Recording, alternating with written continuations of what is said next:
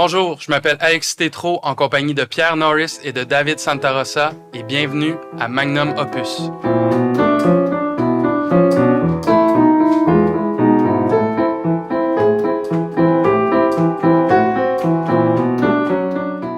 Bonjour messieurs. Bonjour.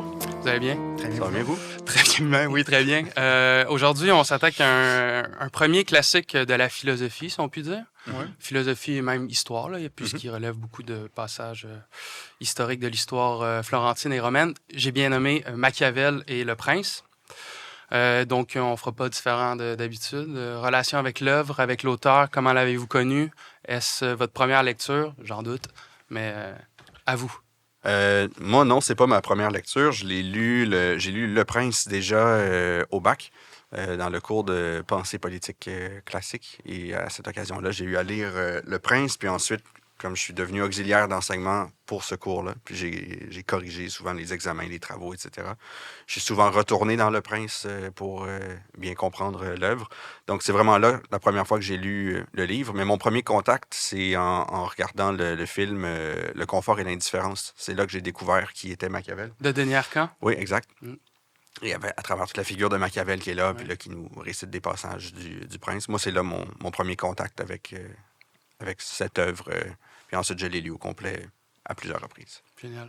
Mais juste dire un mot sur le confort et l'indifférence, qui est un documentaire sur le référendum de 1980, où Denis Arcand, donc célèbre cinéaste, qui présente en alternance beaucoup le camp du oui, le camp du non, entrecoupé d'extraits du Prince de Machiavel, qui nous permet un peu de comprendre que... je pense pas me tromper là, en disant que ce que Denis Arcand dit, c'est que le camp du non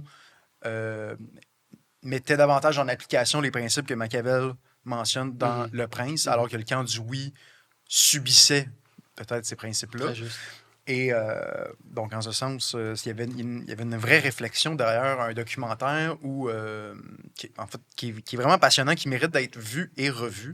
Donc, s'il y en a qui ne l'ont pas écouté, là, c'est en ligne. Je crois qu'il est sur YouTube, mais sinon, il est sur le site de l'ONF, là, qui est génial. Puis, Monsieur Ronfort, je crois, qui joue Machiavel, il est génial. Là, en haut d'une tour au centre-ville de Montréal, mais habillé en homme de l'Antiquité. Ben, pas de l'Antiquité, mais de la Renaissance. C'est génial. Qui regarde le monde de haut, qui voit comment ça se déroule. C'est bon, hein? C'est génial. Mais moi aussi, je crois que un des premiers moments où je suis rentré en contact avec, disons, la substance de Machiavel, c'est aussi le confort et l'indifférence. En regardant, dis-je, le confort et l'indifférence. Et aussi, pendant mes études en histoire, il me semble avoir croisé l'œuvre, mais sans que ça m'ait tant frappé. Mais là, je suis un peu menteur, parce que la première fois que j'ai croisé, pour de vrai, la figure de Machiavel, c'est dans Assassin's Creed 2, où Machiavel joue un espèce de chef assassin qui va comme rencontrer Ezio. Bref, c'est là que j'ai vu pour la première fois Machiavel. Non, mais sans blague, c'est au bac, moi aussi. Puis je l'ai lu assez souvent parce que... moi, je sais pas pour vous, moi, il y a un avant et un après dans ma lecture de Machiavel, là, où on dirait que quand on est jeune, disons 18, 19, 20 ans, on est très épris de principes qu'on veut appliquer dans le réel, en se disant qu'il ne suffit que de les appliquer avec toute l'intelligence qui est la nôtre et ceux des gens intelligents qui nous entourent pour que le principe s'incarne. Puis tu lis Machiavel, puis c'est humiliant au sens que ça rend humble. Et que, au fond... il y a peut-être des données que tu n'as pas pris en considération, genre la méchanceté, genre la médiocrité, genre les gens qui ne sont pas d'accord avec les beaux principes que tu tentes d'incarner. Il y a vraiment, dans ma lecture politique autour de 21-22 ans, un avant et un après. Pour moi, Machiavel est très, très important. C'est qu'on sort de la logique des valeurs, on sort de la logique de qu'est-ce qui est bien de faire. Souvent, il y en a plusieurs qui vont résumer ça en disant Machiavel, c'est on va prendre les moyens qu'il faut en vue d'une fin. Donc, c'est pas la fin qui est tant que ça importante, ce sont les moyens. Oui, et ce qui est, à mon sens, dénaturé Machiavel un peu, parce qu'il y a plusieurs passages, on y reviendra, où il le dit très bien qu'il est vain de mettre tous les moyens au service d'une fin qui n'est pas nécessairement louable. Je me rappelle du passage, puis là, je le cite un peu de mémoire, sur les princes scélérats qui acquièrent un État et une principauté au moyen d'une grande méchanceté, de massacre et de scélératesse, littéralement. Puis Machiavel, il dit c'est pas bon acquérir une principauté comme ça, c'est pas noble, c'est pas louable d'une part, puis en plus, il faut comme persister dans la méchanceté pour la conserver, donc voilà, c'est pas vertueux, puis on reviendra aussi sur la vertu. Là, mais, mais c'est vrai, mais avec le temps, je pense que le sens commun a un peu retenu l'idée que de Machiavel, il en a découlé le terme de machiavélique. C'est comme si c'est quelque chose qui est profondément mal, constamment mal, alors que ce que dit Machiavel, c'est que le mal est une chose, puis le mal, il existe à côté du bien, mais le mal peut être un outil parfois en vue de réaliser un bien, puis ensuite il s'agit peut-être de départager les uns et les autres. Bonjour à tous. Un mot pour vous dire que nous sommes désormais sur toutes les plateformes de podcasts. Spotify, Apple Podcasts, Deezer, nous sommes partout. On vous invite aussi à visiter notre page Patreon. Pour l'équivalent de un petit café par mois, vous soutenez notre projet. Commentez, abonnez-vous, mettez des pouces et bon épisode.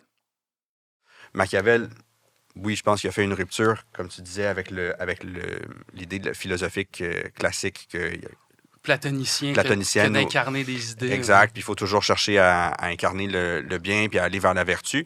Il a rompu avec ça, mais il n'a pas rompu nécessairement avec la vertu comme telle. C'est avec les façons qu'il faut y arriver.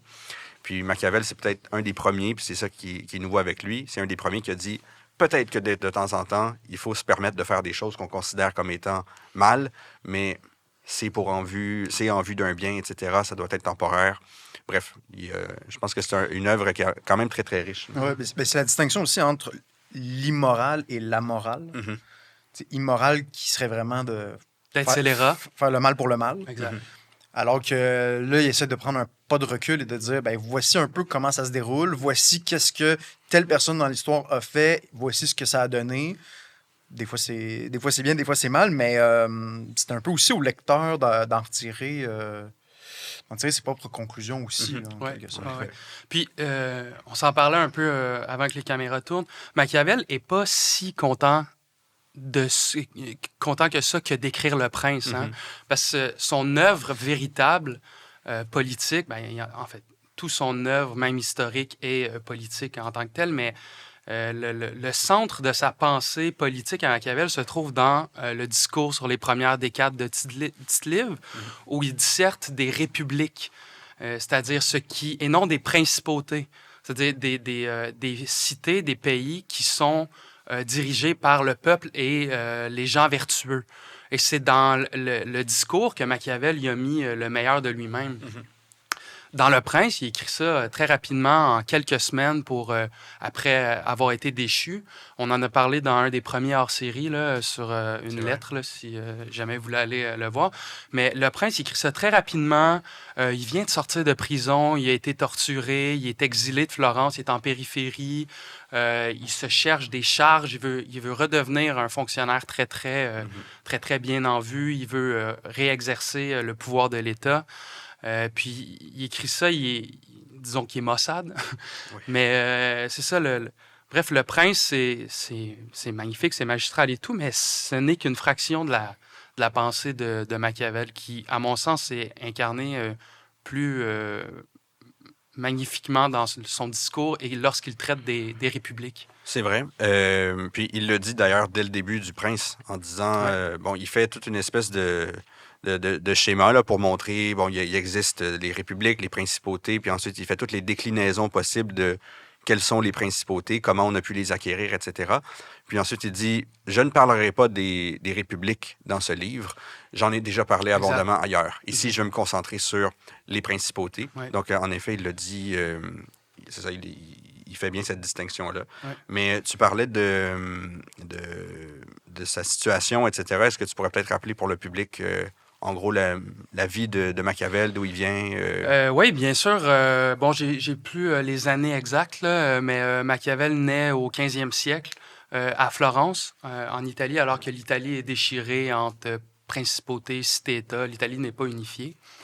Et puis, si je me souviens bien, le 15e siècle à Florence appartient grosso modo aux Médicis. Les Médicis règnent. Puis Machiavel, la famille Machiavel n'est pas dans les bonnes grâces des Médicis, donc petite noblesse qui s'occupe des champs, petite noblesse lettrée. Les Médicis finissent en 1494, je me souviens bien, à être chassés du pouvoir. Et là, après quelques années de turbulence avec une espèce de régime théocratique, là, s'installent des institutions républicaines avec le gonfalonier Soderini. Et Machiavel devient le secrétaire principal de la République. Donc, pendant une quinzaine d'années, si je me souviens bien, il est le haut fonctionnaire, un des hauts fonctionnaires par excellence. Il instaure les milices, c'est-à-dire qu'il lève des armées qui habitent Florence et ses alentours pour défendre Florence, ce qui était pas d'usage à l'époque. On se fiait plus aux mercenaires ou ce que Machiavel appelle les troupes auxiliaires. C'est-à-dire qu'en Florence avait des soucis, ils appelaient les Espagnols, les Français, les Suisses, bref. Et puis bon, en 1512, dis-je, Machiavel, les Médicis reviennent et Machiavel, comme il était très, très associé à l'autre pouvoir, tombe en disgrâce, est emprisonné, torturé, finissent par le libérer et il écrit Le Prince. Donc, c'est un peu sa biographie et j'en profite pour dire que moi, je suis un grand lecteur de biographies de Machiavel. À chaque fois que je tombe sur une biographie dans les bouquineries, j'en lis. J'ai justement lu ma 4e biographie de Machiavel, de lui, de Jacques Hirs, je ne sais pas trop, qui est un médiéviste, qui est franchement la meilleure que j'ai lue jusqu'à présent. Elle est excellente. Et puis, je sais là, qu'il y a un autre biographe de Machiavel qui est plus réputé encore, qui est Edmond Barincourt, qui est celui qui a préparé la Pléiade de Machiavel. J'ai jamais rien lu de lui, là, comme je dis. Moi, je lis les biographies au fil de mes trouvailles dans les bouquineries, mais celle-là est excellente. Et je trouve que c'est un complément magnifique que, quand on lit l'œuvre de Machiavel, que de connaître sa biographie. Destin incroyable. Voilà, un fonctionnaire qui lève des armées, ça n'a rien d'ennuyant. Plongeons. Ben oui. Oui. Par quoi commence-t-on, messieurs? La dédicace? Non, ça vous allez. Moi, j'y vais. Attends, un mot sur la dédicace. Oui. Je trouve, d'abord, Machiavel, c'est une écriture magnifique. Je ne sais pas si vous êtes d'accord. C'est très, très, très élégant. Puis, il écrit dans la dédicace à Laurent de Médicis, qui s'est avéré être l'antithèse des conseils de Machiavel. C'est-à-dire qu'il était un prince très cruel, qui n'écoutait pas ses conseillers, qui était un prince un peu médiocre. Puis, de mémoire, il s'est fait assassiner. Mais il parle du livre en disant que le livre donne le pouvoir, en très peu de temps, de comprendre tout ce que j'ai, moi, mis tant d'années au prix de tant de fatigue et de péril à connaître et comprendre. Je trouve que c'est la magie du livre. Tu vois, on peut comme mettre sa sagesse dans une centaine de pages, puis on n'évite pas vraiment, mais on évite au lecteur de vivre les expériences. Bref, c'est le mot que je voulais dire sur la dédicace. Ben oui.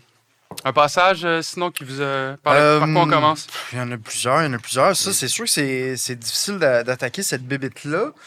Ça, c'est intéressant. C'est-à-dire que souvent, une des distinctions importantes qui revient beaucoup dans le livre, c'est la distinction entre la vertu et la fortune. Ouais. La fortune, d'ailleurs, comme la vertu, là, qui est un peu polysémique. Mm-hmm. Donc, fortune, parfois, à l'occasion, il est utilisé comme synonyme d'argent. Mais probablement le plus souvent, en fait, c'est le hasard. La chance, le hasard, la contingence, ouais. Donc, et ça, c'est intéressant, la question du hasard, parce que, justement, on peut pas prédire l'avenir. Donc, il faut un peu que la chance, il faut que la fortune soit de notre côté. Et à un certain moment, il y a plusieurs années que ça, il y a quelqu'un qui m'avait dit pour réussir, ça prend de la chance, mais c'est drôle, plus je travaille, plus je suis chanceux. Oui. Et il y a un peu de ça dans Machiavel. Hein. À plusieurs moments, il dit que la chance est importante, mais si tu comptes sur la chance pour gagner, ça ne marchera pas parce que la chance aussi, c'est le principe, ça ne te servira pas toujours. Tu le prédiras pas, puis ça va être contre toi. Oui. Puis c'est en particulier, je pense au chapitre 25. Dans les derniers chapitres, là, il y a 26 chapitres au total de grosseurs diverses. Là. Dans le 25e, là, c'est là, je crois qu'il dit que la fortune est essentielle. Il faut en tenir compte. C'est incontournable. Ça compte beaucoup dans ce qui va nous arriver.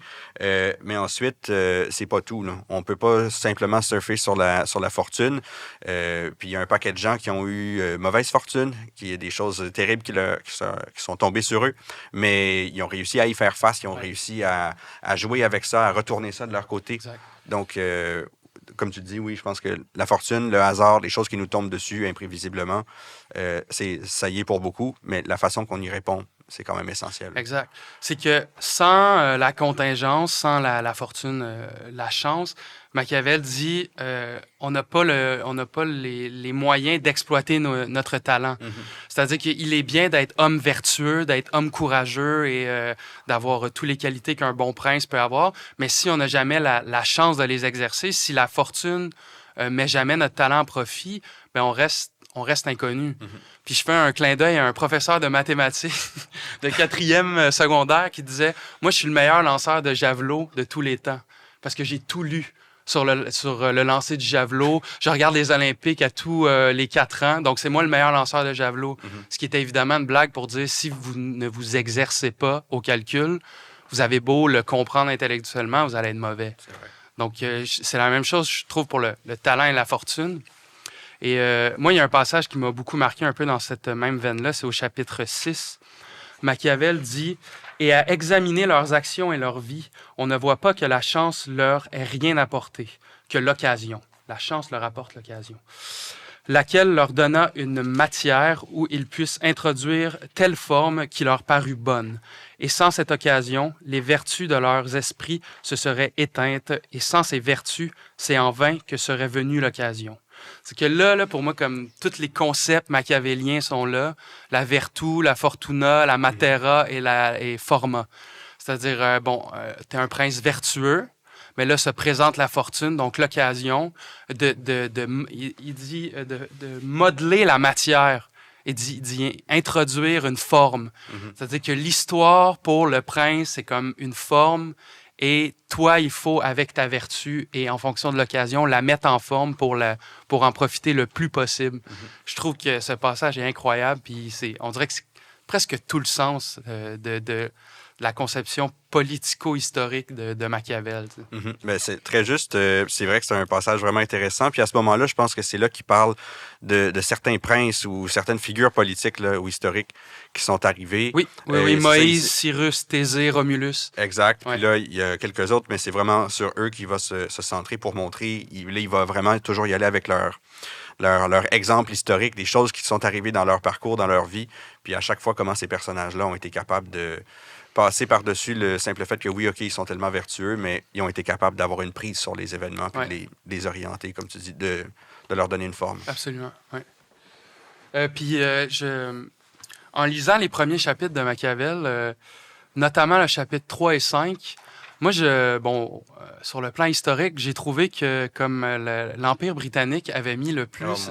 Ah ouais, toi, ça doit te parler. Beaucoup, hein? beaucoup. L'Empire britannique, d'après moi, il apprenait à lire avec Machiavel, les dirigeants. Tout à fait. C'est-à-dire, attends, j'ai noté 3 trucs. D'envoyer des colonies dans les territoires conquis. Bon, on peut penser seulement le Canada, c'est-à-dire qui était une colonie française. Ils ont envoyé des colonies de peuplement et maintenant les francophones sont en minorité. Dans le chapitre 5, je crois, ou 3, peu importe, il dit que le bon prince, lorsqu'il prend possession d'un territoire, d'une principauté, favorise les moins puissants. Mm-hmm. Sans nécessairement leur donner trop de puissance. Ça, c'est littéralement la théorie des rois fantoches. Là. Oui, tout à fait. C'est l'Empire britannique qui arrive en Amérique puis qui qui joue comme ça au gré des contingences avec les nations autochtones, c'est-à-dire, bon, allier des Mohawks là, pour mettre en échec les Algonquins, dont les Français. Puis en Afrique, c'est la même chose, favoriser tel chef de telle tribu parce qu'il sait qu'il est en guerre contre tel autre chef qui possède telle ressource. Bon, vraiment, comme la théorie du roi fantoche est comme dans Machiavel. Complètement, oui. Puis c'est ça, j'ai réagi quand tu as évoqué l'Empire britannique parce que justement, là, les chapitres 3, 4, 5, là, je pensais à l'histoire canadienne constamment, là, puis, mais c'est vrai aussi de manière plus large à l'indirect rule que l'Empire britannique a mis en place. Puis c'est ça, être capable de jouer avec les uns et les autres, casser les anciens puissants pour favoriser les faibles maintenant, les gens ordinaires qui sont conquis. Puis à travers ça aussi, leur donner une image d'un peu d'autonomie. Tu fais monter quelqu'un du lot là-bas puis en retour, tu sortir simplement un tribut, puis t'es content comme ça. Ouais. Oui, c'est clair que les grands décideurs britanniques de l'époque ont lu Machiavel d'un bout à l'autre. C'est certain. Ben, c'était le livre La petite loterie de Stephen Kelly. Oui, aussi. Il y a de cette idée-là. Mais oui, c'est un peu d'aller chercher le plus fort des plus faibles. Oui. Et de t'en faire allier, mais tout en t'assurant qu'ils ne deviennent jamais un égal à toi. Non, exact. C'est vraiment ça la stratégie. Et oui, dans l'histoire, les exemples pleuvent. Ouais. Ce qui m'amène au troisième point qui est très ressemblant à l'Empire britannique, c'est Machiavel dit, quand on conquiert un peuple, laissez-les vivre en fonction de leurs lois. De toute façon, vous avez le régalien. C'est-à-dire, vous avez l'armée, vous avez le pouvoir de taxer, vous avez le commerce extérieur. Donc, les lois internes, le laisser aux conquis, puis ils vont avoir l'impression de vivre comme avant, mais ils vont avoir perdu l'essentiel, c'est-à-dire le pouvoir d'exister politiquement.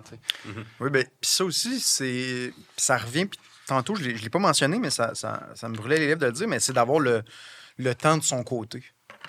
Une fois que tu as ces immenses pouvoirs-là, justement, tu as le temps de ton côté parce que tu as les grandes institutions. Donc, les choses vont se faire par elles-mêmes, en quelque sorte. Je n'entrerai pas dans des exemples précis sur le plan historique. Non, parce qu'un des principes de cette émission est de s'éloigner de l'actualité. Oui. Exact. Mais il y a cette idée-là. Puis je pense plus loin aussi, il en parle dans une guerre qu'il faut avoir le temps de son côté. Ça me semble un élément assez important. Ouais. De s'imaginer, OK, ben, dans 100 ans, est-ce que la situation actuelle va être à notre avantage ou à l'inverse, ça va être à notre désavantage? C'est une question assez fondamentale à se poser, je pense. Mais j'aurais une petite contradiction sur ce que tu viens de dire. Oui, Machiavel dit qu'il faut avoir le temps à son avantage, mais il y a certaines situations où il ne faut pas se fier au temps. Je me souviens plus exactement c'est dans quel chapitre, mais il dit que le temps peut être à la fois bon et à la fois mauvais. Peut faire qu'une situation se règle ou peut la faire pourrir totalement. Donc, l'important, c'est d'agir.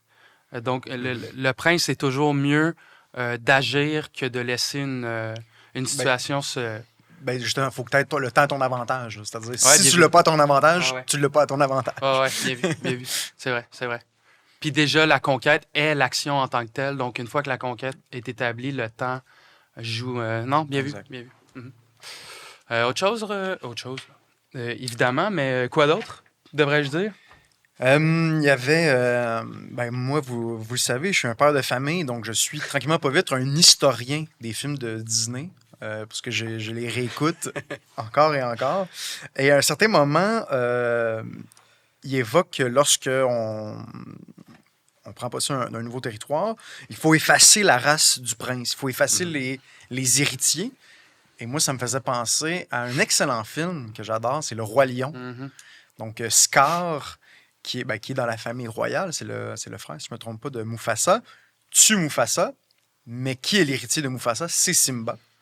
Et il demande aux hyènes, qui est une forme de mercenaire, on pourrait dire comme ça, de dire, tuez Simba, donc ainsi la lignée sera décimée, et ce sera Scar qui sera au pouvoir. Le petit problème, c'est que les mercenaires, les hyènes, ne parviennent pas à tuer Simba et ce sera le retour du roi quelques années plus tard et le royaume régnera à nouveau. Le roi régnera à nouveau. Mais il y a ça dans plein de films, Le Seigneur des Anneaux, avec le retour du roi. Ouais. C'est-à-dire que si la lignée ne s'éteint pas, il reste un grain d'espoir et le grain, c'est très dangereux pour un prince qui veut régner d'une main de fer que l'espoir est le symbole vivant, notamment quand le prince comme Aragorn ou comme Simba est vertueux. Mais moi, j'ai envie de continuer sur le Roi Lion. Je vous en prie. Vas-y. On peut dire aussi que Scar a péché par anti-machiavélisme, parce que s'il avait lu Machiavel, s'il avait lu Le Prince, il aurait vu qu'il ne peut pas être indéfiniment cruel aussi. Exact. Puis on le voit que quand Scar il devient roi, tout l'espace où il règne, il n'y a plus rien, il n'y a plus rien qui pousse. Il est vraiment, c'est un roi qui est tyrannique avec les autres animaux, avec les autres lions. Alors que Machiavel montre bien que ça peut être une chose d'utiliser à un moment donné la violence, le mal. Il dit que c'est préférable d'être craint que d'être aimé. Ouais. Il va dire ça, mais il va dire quand même qu'il y a une nuance parce que c'est préférable à tout prendre là, d'être craint que aimé, mais l'idéal, c'est d'avoir un peu des deux. Mm-hmm. Et il va montrer aussi qu'il y a une différence entre être craint et être haï. Et peut-être que Scar a péché justement parce qu'il n'a pas su mettre fin à la crainte, ou en tout cas, il n'a pas su la baliser. Mm-hmm. C'est devenu une fin en soi. Puis avec ça, c'est peut-être ça qui a préparé son renversement rapide aussitôt que l'héritier réel est arrivé. Exact. Quand Simba revient, la population, les Lionnes, sont déjà fâchés. Mm-hmm. Donc, la population n'est pas du côté de Scar. Donc, ils attendent un peu l'étincelle, ils attendent le bon moment pour que le roi revienne et que là, le renversement peut se faire. Ouais. On fera un épisode complet sur le roi Lion à un moment donné. Oui. Mais OK, moi, je ramène ça sur le terrain. Pas que j'aime pas le roi Lion. Ce qui paraît, je l'ai regardé au-dessus de 100 fois quand j'avais quelques années. Alors, moi aussi, je suis un grand amateur de roi Lion, mais parlons d'histoire, mettons. Oui. Ça rappelle aussi un peu les expériences totalitaires. C'est-à-dire que les expériences totalitaires à l'échelle humaine ont duré de longues années. Mais à l'échelle de l'histoire, pas tant que ça. Le nazisme, l'URSS ou le communisme chinois, on verra bien. Là. Mais l'expérience totalitaire est tellement cruelle et à l'encontre des valeurs et des vertus universelle, appelons ça comme ça, c'est-à-dire la liberté et le fait de ne pas craindre sans cesse pour sa vie, que ça aussi, ça pêche par anti-machiavélisme. C'est tellement un régime qui est cruel et qui est sans vertu qu'on voit pas ça qu'on voit pas ça perdurer dans le temps. Puis effectivement, ça a été beaucoup des parenthèses, là. Mm-hmm. Ouais, les tyrans sont très bons pour être capables de prendre le pouvoir rapidement puis de se donner un pouvoir quasi complet, implacable, etc. Mais la nature d'une tyrannie, c'est presque par définition, là, c'est de ne pas durer très longtemps. Ça finit toujours par s'effondrer. Effectivement, oui. C'est pour ça que dans les cités grecques, la tyrannie était un vrai dispositif politique, mais qui était temporaire. La dictature. La dictature, oui, exact. Et non la tyrannie qui était vue comme très mauvaise. Exact, la dictature est vue comme un dictat, à un moment donné, en temps de crise, il faut remettre les pleins pouvoirs à quelqu'un, puis ensuite, on les lui enlève pour revenir à un ordre normal. Le tyran, lui, finit par rendre la situation exceptionnelle normale, puis il en devient un système. Et ça existe dans nos sociétés occidentales contemporaines. Il y a des mécanismes de situations extrêmes, des mesures de guerre. Au Canada, justement, la loi des mesures de guerre ou des mesures d'urgence maintenant. Je pense que c'est le nouveau nom de la loi. Là. Oui. C'est exactement... Le nom est Toulis maintenant. Oui, en effet. Mais oui, c'est de la dictature au sens romain, très clairement. Oui, absolument. Ouais. Quand l'État est en danger, donner les pouvoirs presque complets au prince pour espérer qu'il la sauve. Oui, très juste.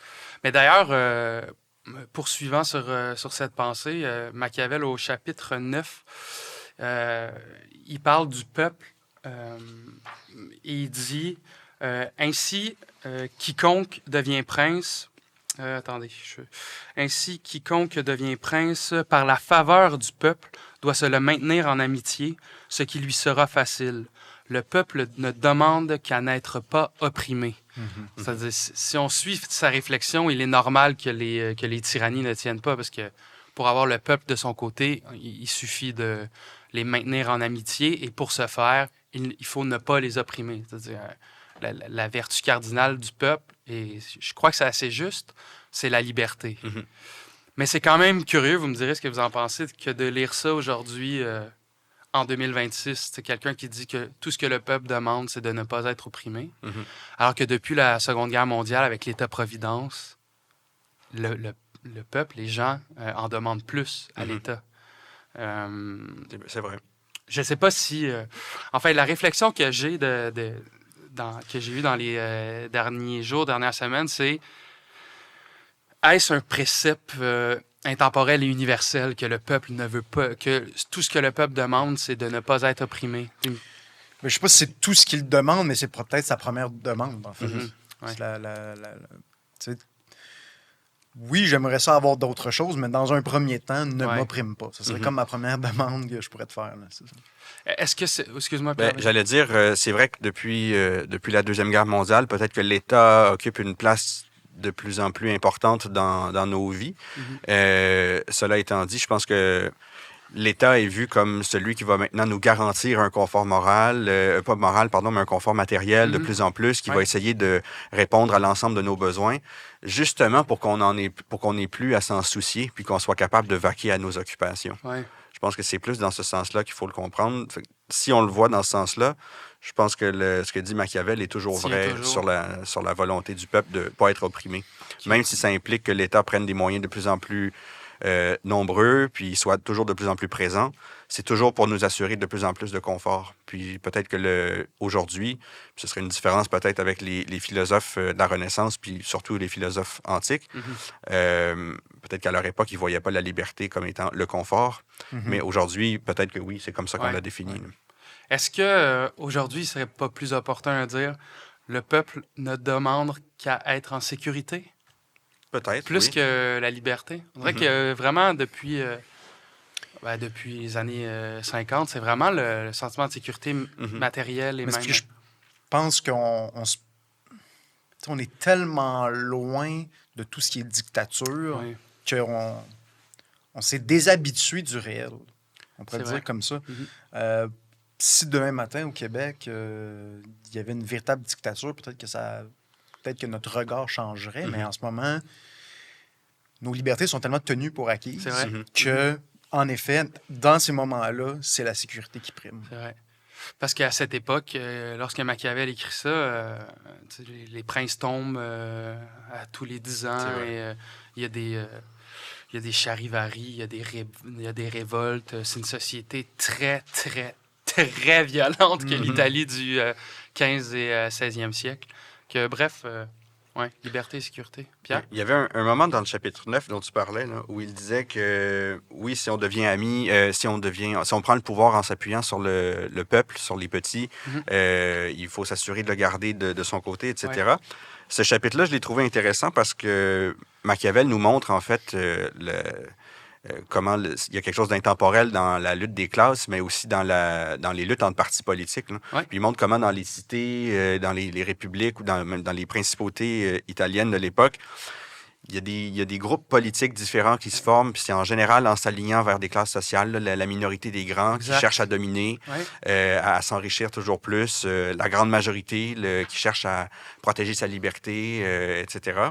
Mais lui, il montre comment aussi dans ce chapitre-là, quelqu'un qui prend le pouvoir en s'appuyant sur les grands plutôt que contre le peuple, plutôt qu'avec le peuple, pardon, s'il prend le pouvoir avec les grands et qu'ensuite il se fait ami avec le peuple va encore plus l'aimer que s'il était parvenu au pouvoir en s'alliant avec le peuple. Parce que s'il fait ça, le peuple, les gens ordinaires vont lui être encore plus redevables. Ils vont encore plus l'apprécier, ils vont le voir encore plus comme quelqu'un de grandiose, de tellement généreux, de tellement vertueux, parce que finalement, il n'est pas arrivé avec eux, mais c'est tellement quelqu'un qui a une grandeur d'âme qui va les aider.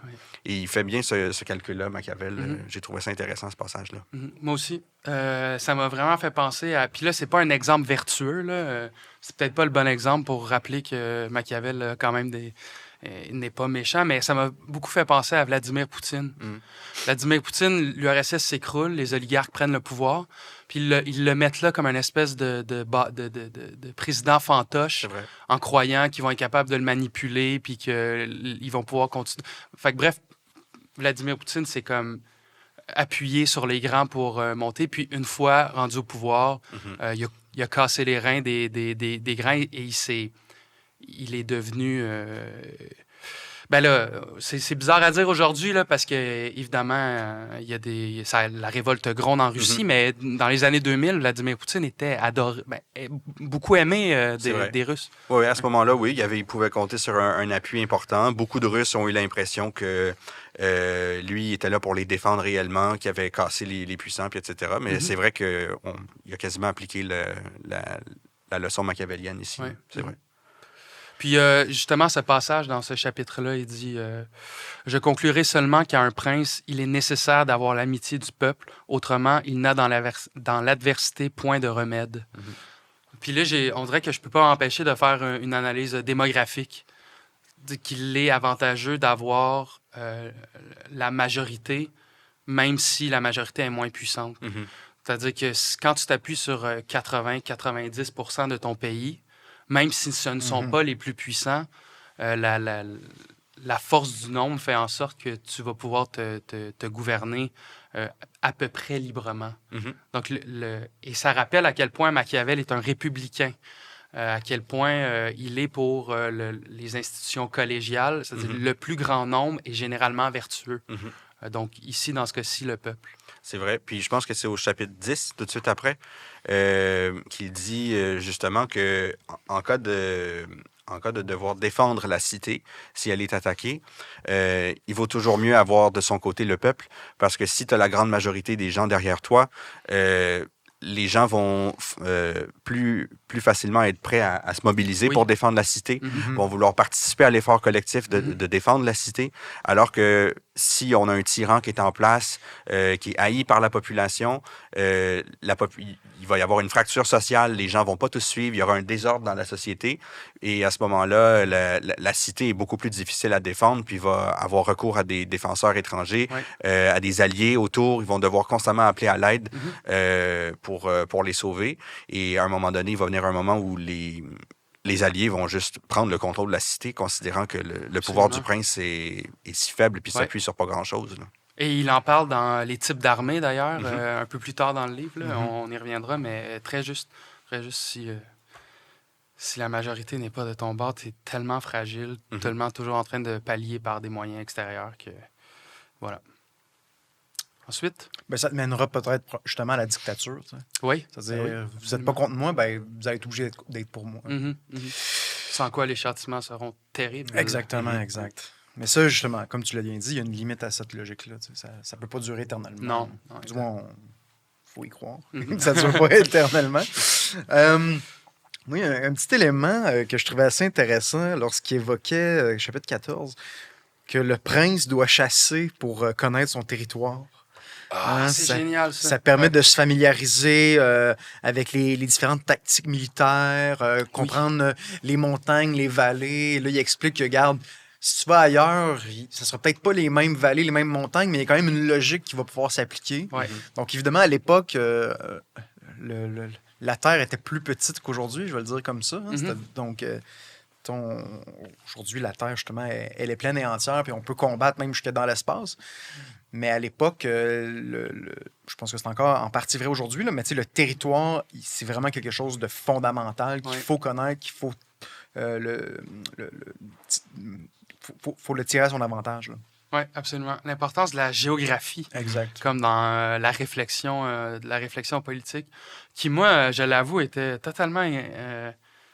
absent de ma réflexion avant d'être amoureux d'une géographe et d'habiter avec une géographe, mais c'est vrai, c'est vraiment un espèce de désir tout-puissant intellectuel que de penser que sur une feuille de papier et au sein d'une seule institution politique, on arriverait à comme organiser la société. Un pays, c'est physique aussi. Là, pis... et d'où la difficulté que des puissances occidentales comme les États-Unis ont eu la difficulté dans des pays qui relèvent du tiers-monde, comme en Afghanistan, là. Au Vietnam. Au Vietnam, exactement. Donc, Juste. une mauvaise connaissance du territoire, Exact. pas très habitué, le temps qui n'est pas aussi à leur avantage, je pense. Donc oui, c'est aussi une lecture machiavélienne à faire. Ah, absolument. Absolument. C'est un très bon exemple.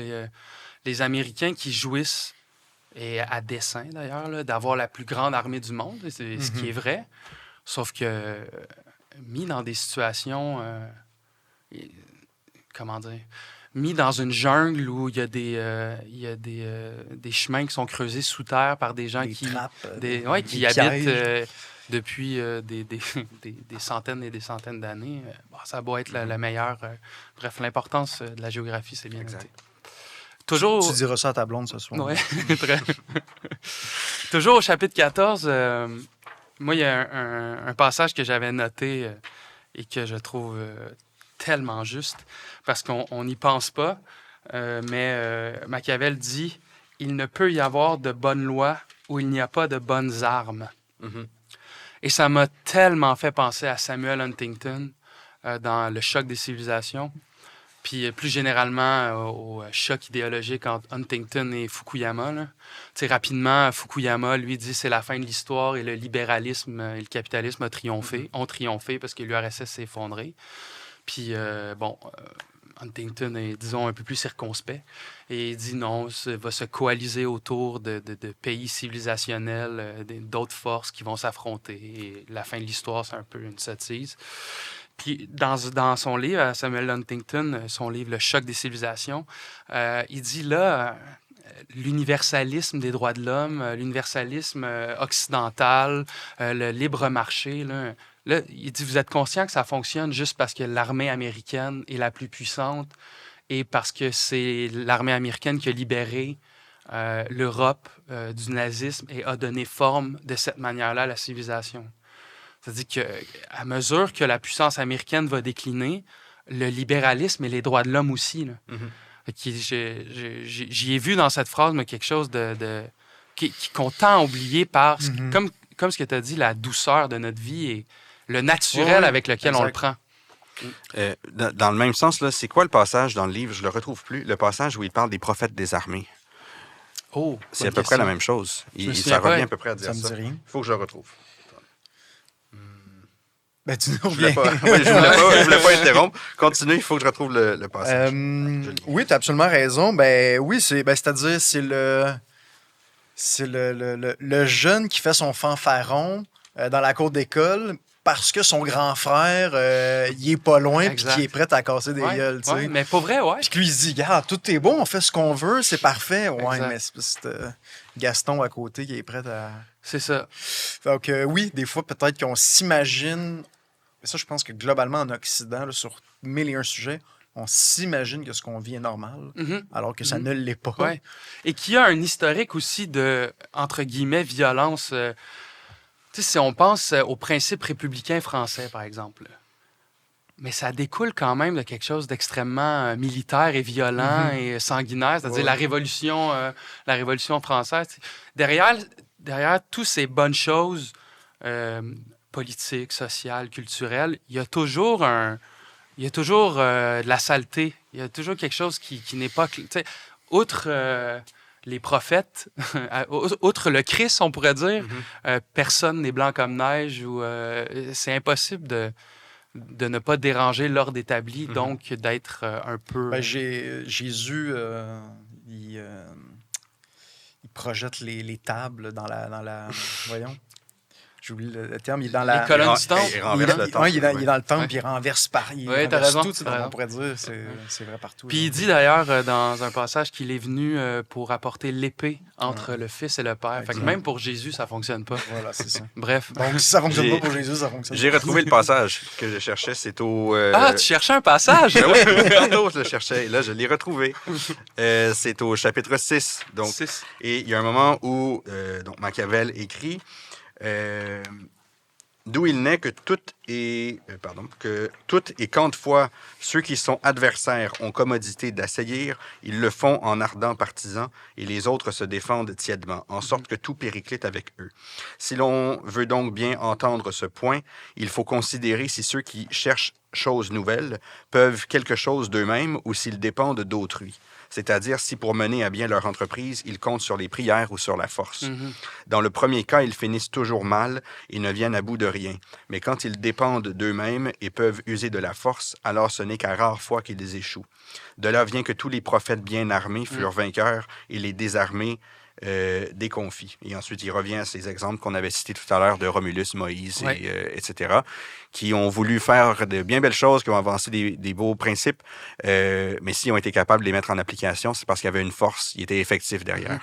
Et je vous ramène au documentaire de Denis Arcand, Le Confort à l'indifférence, où justement, ce passage-là est cité. Et c'est une voix off de mémoire. Là. Peut-être que je me trompe, mais je crois pas, parce que je l'ai revu il y a quelques mois. De mémoire, c'est Ronfort qui lit ce passage-là et c'est la voix off sur l'image de René Lévesque. Ce qui est comme d'une cruauté immense. Là. C'est-à-dire le prince, Arcand qui est parfois d'une cruauté immense, le prince désarmé au beau principe qui finit par perdre. Puis là, il y a la voix sur René Lévesque. Bref, ne tournons pas le couteau dans la plaie. Mais très juste, très bon passage en effet. Oui, tu non, écoutez, il y a plein de choses à dire, comme on le disait. Je pourrais y aller avec... il dit ne pas craindre le nom d'Avare au début de son règne. Je ne sais pas si ça vous est retenu. Oui. Et ça me faisait penser à notre époque. Évidemment, on peut difficilement faire autrement. Lui, en fait, ce que j'ai cru comprendre, là, vous me direz si ma lecture est bonne, c'est que il faut pas tout donner au peuple dès le début. Alors qu'avec le temps, justement, si on lui donne tout au début, plus ça va avancer, plus le peuple va avoir le sentiment d'être laissé pour compte. Donc, peut-être garder les bonbons pour la fin, on pourrait dire comme ça. Et moi, ça me fait penser qu'on vit dans des époques où les gouvernements se succèdent très rapidement. C'est 4 ans, c'est 5 ans. Et ça va arriver parfois que les gouvernements vont être très généreux au début et que plus ça avance, plus ils commencent à avoir des négociations avec les syndicats. Et là, il faut commencer à négocier tout ça. Et donc, il y a une fatigue du gouvernement un peu partout en Occident. C'est très difficile de faire plus que deux mandats de suite. Merci, Pierre. Sauf au Canada, par exemple, des fois, on voit ça plus que 2 mandats. Là, il y a d'autres choses qui expliquent ça, sans doute. Mais donc, une fatigue du gouvernement, peut-être parce que, justement, on craint d'être avare au début. Le passage dont tu parles est sans doute celui-ci. Car les violences se doivent faire tout ensemble afin que, le goût en persistant moins longtemps, elles offensent moins. Les bienfaits se doivent faire peu à peu afin qu'on les savoure mieux. Exact. C'est vrai, mais c'est aussi le propre, en dehors de l'exemple québécois et canadien. C'est vrai que quand on lit l'actualité internationale puis qu'il y a un nouveau gouvernement qui s'installe, souvent les réformes douloureuses sont faites au début et les bonbons viennent après. Là, tu cites des contre-exemples, mais c'est vrai, souvent... Il y a des gouvernements, par exemple, qui vont envoyer des chèques à la fin d'un mandat. Je sais pas de quoi tu parles. Mais bon. Sur ce clin d'œil à l'actualité. Oui, c'est ça. Entorse à notre principe. Oui, c'est ça. Ça le part. Autre chose qui m'a frappé l'esprit, il évoque que le prince peut être loué ou blâmé, peu importe ses qualités. Et ça aussi, ça me faisait penser à d'autres œuvres. Mais j'ai l'impression aussi que du moment qu'une population est un peu tannée, un peu fatiguée du gouvernement, peu importe ce qu'il va faire, il peut toujours le revirer à l'envers, en quelque sorte. Quelqu'un un gouvernement qui serait généreux, là, on dit qu'il piche l'argent par les fenêtres, ça n'a pas d'allure. À l'inverse, quelqu'un qui fait attention à bien gérer son gouvernement, c'est un séraphin, pour reprendre une figure connue au Québec. Donc, il ne dit pas exactement comme ça, mais moi, c'est la réflexion que j'avais en lisant ce passage-là. Restons aux dépenses publiques. Tu vois, en appliquant le principe de base du keynésianisme, trop dépenser, on peut dire que c'est une tare, mais Keynes disait, dans un temps de ralentissement, il faut trop dépenser pour stimuler l'économie. Donc, être prodigue, c'est souvent un défaut parce qu'on dépense notre argent. Mais des fois, les circonstances appellent à une prodigalité et à l'inverse, quand ça va bien, appellent à une certaine avarice ou une retenue. Ouais. Mais c'est vrai, je veux pas être nihiliste, là, mais tout est un peu circonstanciel. Il n'existe pas de vertu pure. Être téméraire, c'est parfois très payant, mais être téméraire dans un temps calme, c'est gratuit. C'est de la témérité gratuite. Et Machiavel, il dit, oui, c'est important de respecter sa parole, ses promesses, mais en même temps, non. Non. Non, ce qui est important, c'est de conserver le pouvoir. C'est ça, exact. Donc, il faut le faire en autant que ce soit notre avantage. Oui. Puis moi, je vais vous amener un petit clin d'œil à Cyrano de Bergerac. Je sais pas s'il y a des passages qui vous ont fait penser à Cyrano là-dedans, non? Spontanément comme ça, non. Non? OK. Mais je suis curieux d'entendre ce que tu as à dire. Est-ce que vous vous souvenez du non-merci de Cyrano? Non, merci, non, merci. Puis dans cette tirade, il dit monter peut-être pas très haut, mais tout seul. Mais Machiavel, au chapitre 13, il dit justement qu'il est préférable de perdre avec ses armes que de gagner avec les armes d'autrui. Et je trouvais ça, le parallèle avec Cyrano est quand même facile. Il dit plutôt perdre avec les siennes que vaincre avec les autres, parce que toujours, dit Machiavel, tu seras le prisonnier des armes qui t'ont aidé à conquérir le pouvoir.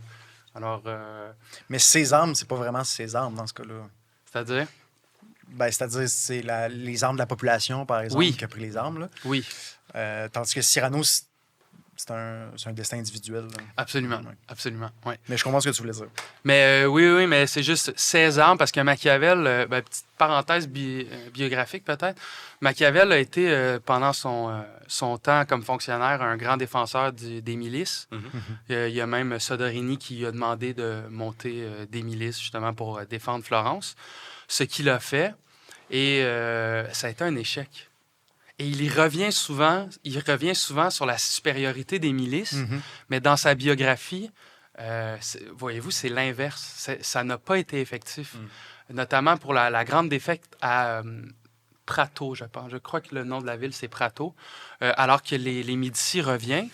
À Prato, c'était une milice que Machiavel avait montée, en se disant, ils défendent... Parce qu'il y avait l'idéal romain en tête, du laboureur-soldat qui défend sa terre.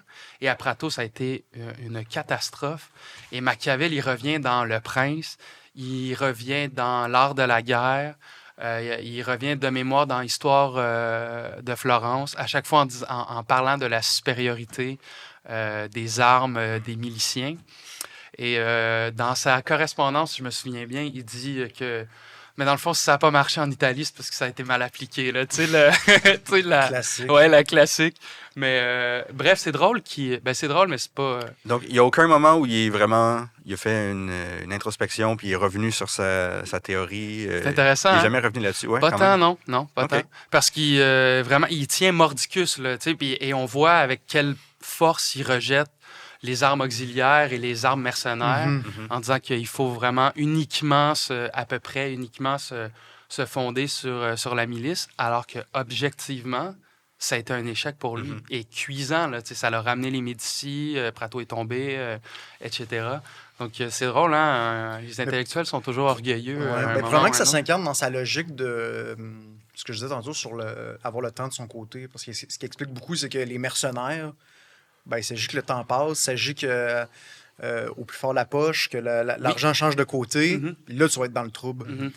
Donc, c'est probablement que ça s'inscrit un peu dans cette logique-là, mais que ça n'empêche pas que ici et là, ça se peut que tu en payes le prix. Puis d'ailleurs, cette réflexion-là s'applique plus ou moins dans certaines régions du monde, oui. Mais tu sais, par exemple, au Canada, c'est ni une milice, ni des mercenaires. Là, en tant que... C'est un peu une milice. Ce que je veux dire par là, c'est que le principe machiavélien, c'est de recruter l'armée dans le peuple. Mais tous les pays font ça maintenant. Fait que je sais pas. Mais c'est pas une milice au sens où c'est des professionnels. Non, exact. Mais on dirait que le principe machiavélien a été un peu infléchi, mais a triomphé. C'est-à-dire C'est que les gens du peuple. c'est les gens du peuple, Exact. les gens du pays qui rejoignent l'armée. Ouais. C'est pas eux qui, à tout bout de champ, peut-être à part en Suisse, où je Exact. pense tout le monde doit avoir un arme, bref, peu importe, que ça reste que les gens n'ont pas à défendre leur rue. Ben, dans les plus petits pays, là, c'est sûr qu'on pense à des grands pays, notamment les États-Unis, c'est sûr que ça frappe l'esprit. Mais tu sais, où le service militaire est obligatoire, Mhm. ben, ça respecte la logique de la milice. Oui, d'une absolument. certaine manière. Absolument. Ouais. Ensuite, Il y a tellement à dire que je ne saurais même pas par où commencer. OK, ben, j'en ai un. Oui, de vas-y. Chapitre 14. Machiavel prescrit de s'exercer à la guerre par les œuvres et par l'esprit. Par les œuvres, il dit justement... Par les hommes illustres, par les... Exact. Mais ça, c'est... Il dit s'exercer à la guerre par les œuvres. Donc, ce à quoi tout le monde pense, c'est les exercices, parcourir le pays, entraîner ses troupes. Mais il dit aussi par l'esprit, c'est-à-dire, comme tu dis, David, de lire et de lire et de lire la vie des hommes illustres sans cesse pour justement s'en inspirer et que d'avoir en tête les situations analogues à la sienne. Si tu es pris en souricière, tu te rappelles que tel général armé, pour s'en déprendre, a fait telle manœuvre. T'sais. Alors, justement, l'armée n'est pas que stratégie sur le terrain. Il ne suffit pas d'avoir les soldats les mieux entraînés aussi. Il faut que les généraux aient en tête les siècles et des siècles d'histoire militaire pour les manœuvrer leurs hommes. Je trouvais ça vraiment intéressant, s'exercer à la guerre par l'esprit et par les œuvres. Oui, puis aussi, je suis pas sûr que c'est comme ça que Machiavel l'entend, mais notre action n'est jamais totalement individuelle. Elle s'inscrit toujours dans un contexte. On s'inspire de gens qui nous ont précédés. Et des fois, on le dit ouvertement. Des fois, on va le dire, hein, que je m'inscris dans telle lignée. Au Québec, tantôt, on parlait du référendum de 1980. Il ne faut aucun doute qu'aujourd'hui, les partis politiques se réclament, et tous les partis politiques se réclament d'une manière ou d'une autre d'un personnage comme René Lévesque. Oui, absolument. Donc, et en France, tout le monde se réclame d'une manière ou de l'autre de Charles de Gaulle. Exactement. Donc, de tout temps, je pense qu'on essaie de s'approprier un peu ces grands personnages-là. Est-ce qu'on le fait toujours, est-ce qu'on le fait davantage par opportunisme que par un véritable désir d'apprendre des erreurs et des bons coups de ces grands personnages-là? Ben ça, c'est une autre question. Ouais, Ce qui est certain, c'est qu'on réclame une continuité. Parce que... Mais c'est une vraie question. Excuse-moi, Pierre. Non, c'est vrai. Mais oui, c'est une vraie question. Puis c'est vrai qu'il y a quand même une différence entre quelqu'un qui va vraiment vouloir plonger dans la vie des grands personnages du passé pour voir leur réussite, leurs échecs, puis vraiment tout creuser. Puis ensuite, certaines figures politiques contemporaines qui vont parfois essayer de se réclamer de certains politiciens, mais c'est toujours de façon un peu cosmétique. Souvent aussi en tournant les coins ronds. Puis il y a très peu de gens qui vont être prêts à regarder une figure politique du passé dans toute sa complexité, en voyant les zones d'ombre, les choses qui n'ont pas marché, etc. Chacun va essayer aujourd'hui de prendre les personnages du passé puis d'en présenter seulement la facette qui leur plaît, puis de montrer que c'est vraiment juste ça qui leur parlait. Puis au fond, c'est vraiment ça qui était important pour cette personne-là, mais peut-être pas nécessairement, ou peut-être que oui, mais chaque personnage historique, surtout en particulier là, les grandes figures, là, ceux qui ont fait de très grandes choses, c'est beaucoup plus complexe que ce qu'on en dit aujourd'hui. Absolument, oui. Puis il y a un passage au chapitre 6 qui est très beau, un peu sur comment les grands hommes doivent inspirer les princes. Puis Machiavel dit surtout les princes un peu... pas niais, là, il ne le dit pas comme ça, là, mais les princes qui ne sont pas si futés qu'ils le croient, ils disent... et faire comme les archers avisés qui, connaissant la force de leur arc, c'est-à-dire quand le prince connaît ses limites, si le but qu'ils veulent frapper leur paraît trop éloigné, trop éloigné, dis-je, prendre leur visée beaucoup plus haut que le lieu fixé, non pour que leurs flèches parviennent à une telle hauteur, mais pour que cette visée si haute leur permette d'atteindre le point désigné. Viser haut, et se placer dans l'œil des grands personnages. Et je sais pas, j'aurais de la misère à traduire autrement que On est dans Cyrano. Là. C'est-à-dire? Ben, je sais pas, là, viser la Lune. Ah il y a ouais, un peu de ben, ça, là. c'est vrai. C'est vrai. Et s'inspirer justement des gens qui ont... OK, je crois que j'ai une manière de le formuler. Même les entreprises politiques modestes doivent s'inspirer des grands gestes, tu sais, parce que dans les grands gestes sont extrêmes et c'est dans les extrémités que se manifestent les réalités d'une certaine manière. Donc, c'est quand il y a les grands dangers que les hommes se révèlent être les plus perfides, les plus courageux, les plus... etc. Donc, même pour un dessin politique assez modeste, tel l'archer qui vise haut, il faut toujours s'inspirer de très haut. D'un idéal. D'un idéal, exact. Ouais. Mais tout en restant non pas figé dans l'idéal. Bref. On en revient à Cyrano, on en revient à l'Iliade, on en revient à Romain Gary et Promesse de l'aube. Oui, absolument. On peut avoir encore un fil conducteur avec nos lectures. Des fois, un des concepts qui est utilisé, pas exactement dans ce concept-là, mais je pense qu'il s'applique, on appelle ça un idéal régulateur. Hein, donc, c'est un idéal qui vient réguler notre action au jour le jour, tout en sachant qu'on ne l'atteindra jamais réellement. Là. Très juste. Il y a un autre élément, moi, qui m'a fait sourire, par rapport à la vérité, par rapport à la franchise.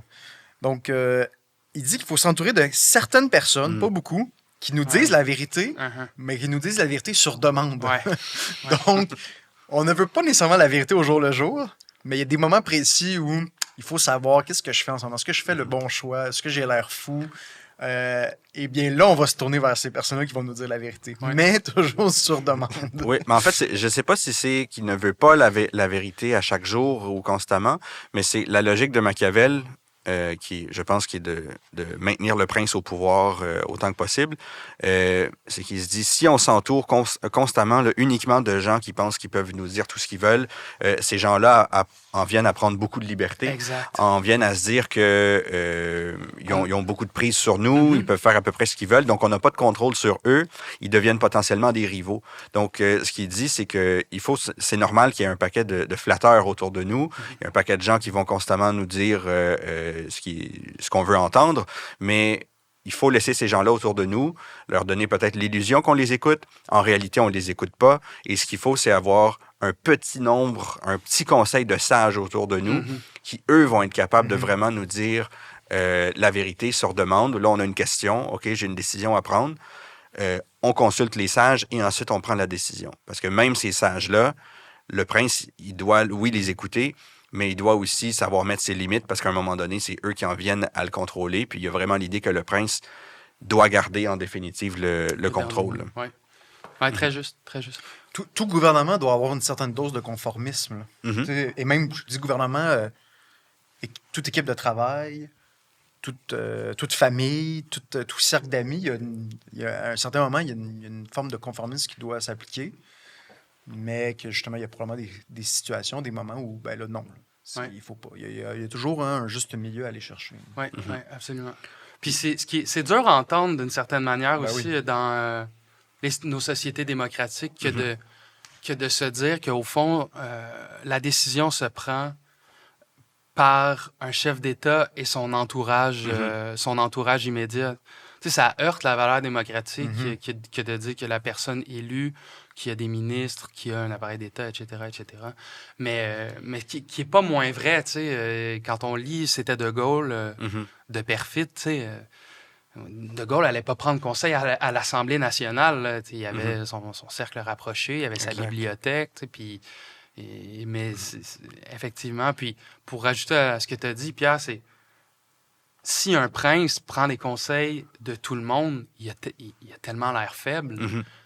Si son opinion vacille au gré des 1001 courtisans qui lui insufflent une opinion, il a l'air très, très, très faible. Alors que si stoïquement, il écoute, mais qu'il va prendre conseil auprès de sa garde rapprochée, alors là, c'est outrement plus solide, si on peut dire.